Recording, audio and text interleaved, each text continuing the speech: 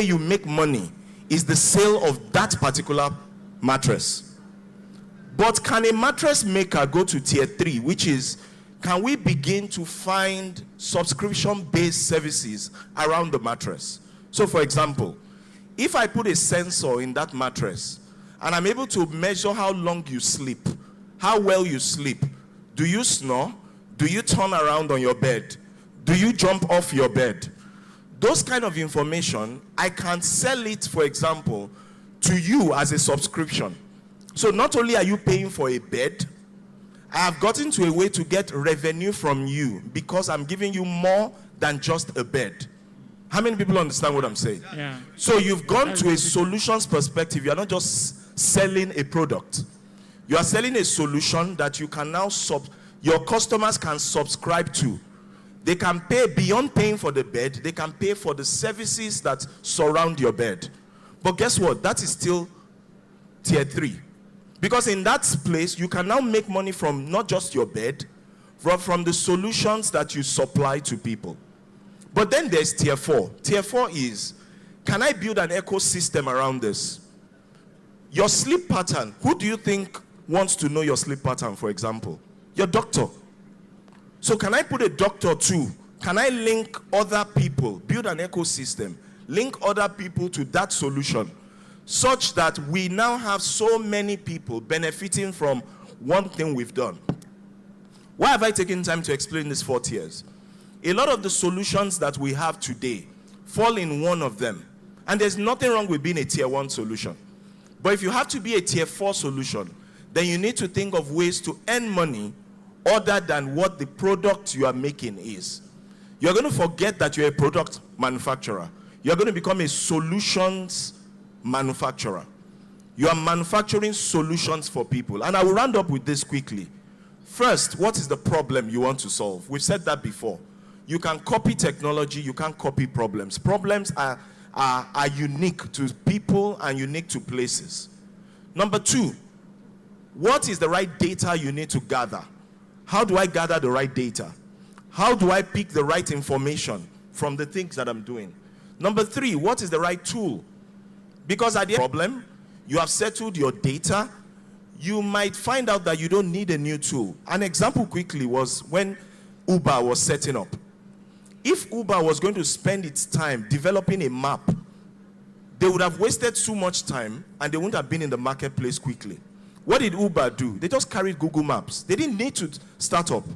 If you understand what tier you fall into, you will know that developing app is not your problem. You might find somebody else who has developed it, who you can work with, who you can co-share revenue with, and then be able to define a solution that gets to the marketplace. I think that's how we can localize innovation as Nigerians, and that's how we can come together and find the right partnerships that help us solve problems. Let's think solutions, don't think technology. Thank you. Thank you so much. I'm especially looking forward to that round bed that you mentioned. I hope somebody will join, will jump on that. Making who knows, making a round bed or a bed that is a square shape.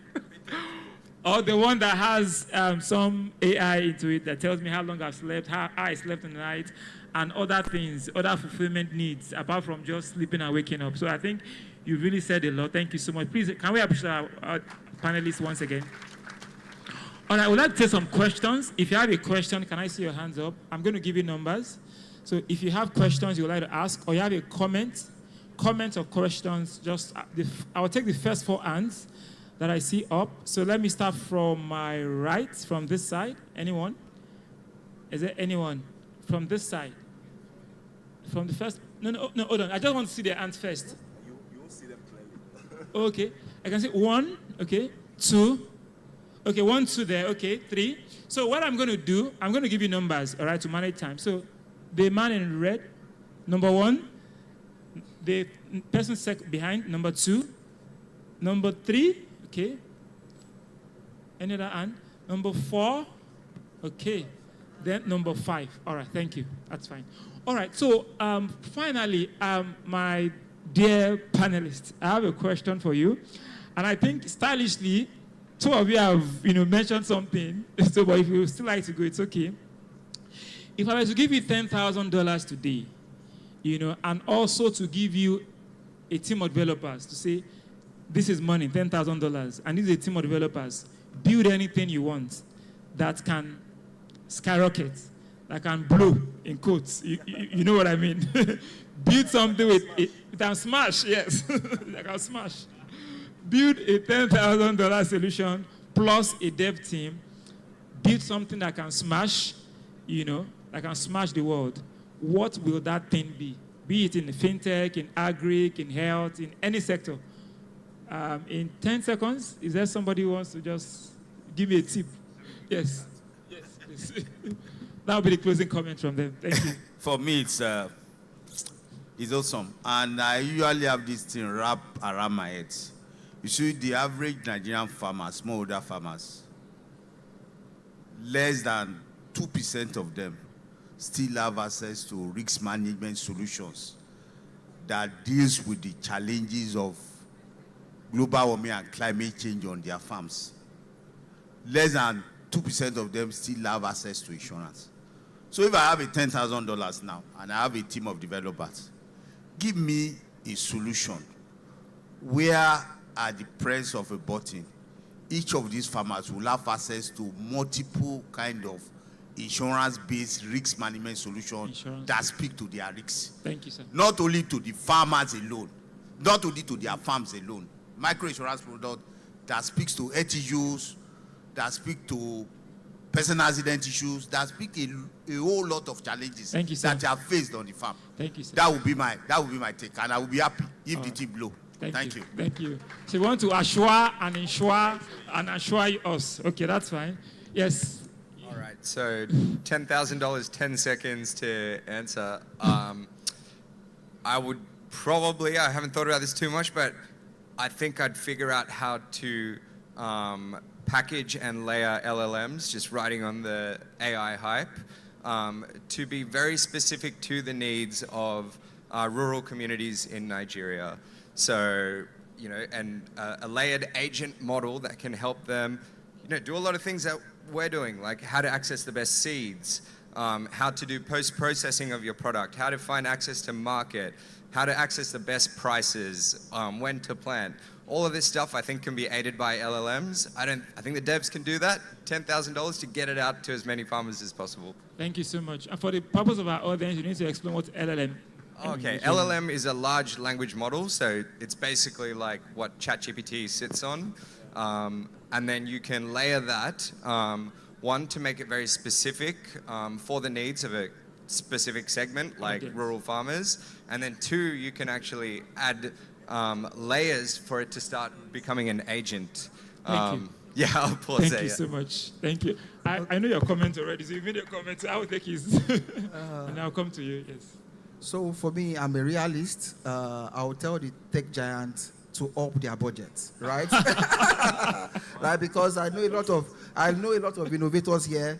I know how much they charge per hour. So for how long can that $10,000 do? But to be serious, in a more serious note, one challenge that is germane on my mind is how we can solve the production gap, right? We cannot overemphasize the need for food security in Nigeria and Africa, right? And whatever we can do to see to it that we close that gap, the best for every one of us. The only component of the whole ecosystem that does not need food is technology, maybe AI, right? But however, the people that will power it, they need to eat, right? So whatever solution that we can provide, like they are already providing climate smart solution. Mr. Tono is providing de-risking and providing insurance. Akinwumi here, they are providing input. And for us, we are providing the enabling environment for us to bring all of this together to work. So whatever we can do to ensure that we are able to close that gap, that is where I will focus. And I'll be happy to take many innovators here with me so that we can solve that challenge. Thank you so much. All right. So I think for me, it would be, we understand that Africa and Nigeria has low purchasing power. So if you want to make $1 million, it will take you selling to a lot of people to make $1 million, as compared to the US, where you can sell to like a few thousands of people and you can make $1 million a month. So the problem I'll try to solve is see how we can get producers, manufacturers, service providers to be able to sell to international markets so that they can get the people with higher purchasing power to spend on the service that they provide, taking a cue from what we see with Temu and Shein. It will interest you to know that the people that sell on Temu are not Nigerians, they are Chinese suppliers. So you will not find any other country or any other continent selling on their platform apart from China, because what they've done is they've leveraged technology to connect all the manufacturers and service providers in their own country to produce and serve the global market so that they can get that Forex in here. So I'll just get my developers together, get the funds together, and see how we can connect our markets to the global audience so we can bring in that dollars over here. All right, thank you so much. For me, my response would just be one word: Akara. Akara. I'm going to build a solution that can make me get access to Akara at any time. That's just in a lighter note. I mean, I wonder why I have to drive around Abuja at 11 p.m. looking for Akara. For Akara at 11 p.m. or at 11 a.m. I want to eat Akara and I have to wait for that woman and we have to queue. All of us have to queue just to buy Akara. I mean, please put your hands together for yourselves. All right. All right, so back to our questions. So I'm going to take number one now. Can we take 3 questions because of time? Okay. So just one from every single... That's fine. All right. That's fine. All right, good afternoon, everyone. All protocols duly observed. My name is Francis. First, I want to thank the organizers of this event. My question is, the panelists have spoken well, but I have a problem. This is particularly channeled to agriculture. Yes. In a way, after a farmer has gone to plow the farm, after harvesting, now the issue is getting the products to the main, those that need it. How can it channel get the buyers? Because yes, they have a lot of competitors, a lot of farmers around that do this, they harvest same harvest. But at the end of the day, they're not being encouraged due to their outputs. Maybe their harvest is large, but the money they get out of it, because yes, they can't eat everything they harvested. They have to sell it out in order to get money. Now, the question is, how can they get some buyers for these items? The thing is, if there's a way an app can be created to link the... All right, I think the question is... the buyers to the farmers in order to get the products supplied and also for the farmers to get value for their outcome. All right, thank you so much. I think the question is very clear. Okay, so my answer is before you leave, just look out for, just identify Ukaeje, right? I'm sure that you'll be more than happy to offtake, even if you have 1 million tons of whatever grain you are willing to sell. And for us as well, that is the solution that we are providing for our smallholder farmers. We are a one-stop shop from input financing to guaranteed offtake and market linkages, because we are building you to ensure that you produce more, and then when you produce more, we are now creating markets. You are creating excess product. And what do we need to do? We need to ensure that we create market linkages for both internally and external for the product. So that being said, you can meet me, you can meet my colleagues here. Right now, I just said in my previous speech that we have more than 40% production gap in Nigeria, right? And Nigeria is still heavily dependent on importation, right? So that's to tell you that we have less than what can feed us than what we are producing. So please feel free to meet Tribe, Agric, Uka, or meet myself. I'll be more than happy to help you. Thank you. I'll take you briefly. Quickly in addition, there are already existing platforms that have these products can be onboarded. You have an ecosystem of people in that particular platform where buyers and sellers can meet. So it's just getting the right connection, like you said. Meet Tribe Agric, meet Axiki number. I know both of them are out there to help those farmers. Thank you. Thank you so much. We'll go to second person. So can we take a question, please?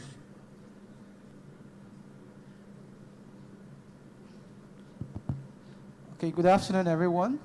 So my name is Bernard Tolafia, and I work for a health tech startup, while I also, by the side, I'm a co-founder of a fintech startup.